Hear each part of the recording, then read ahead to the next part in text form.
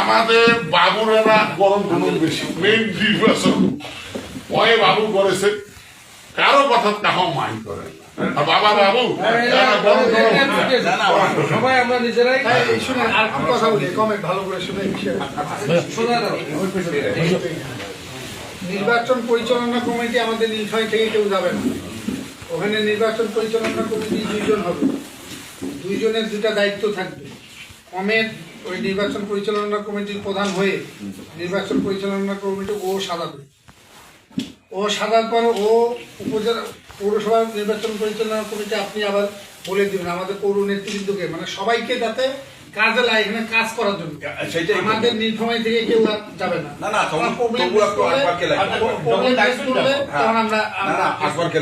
দ্বিতীয়ত হইল 13 তারিখে তারেক রহমান নীলফামারীতে আসতেছে।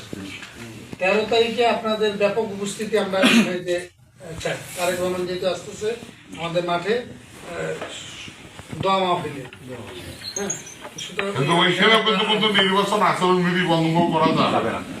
উনি কিন্তু ওই শোক ইয়াতেই প্ল্যাকার্ড নিয়ে আসবে, কিন্তু ওর ফাঁকে যতটুকু নির্বাচন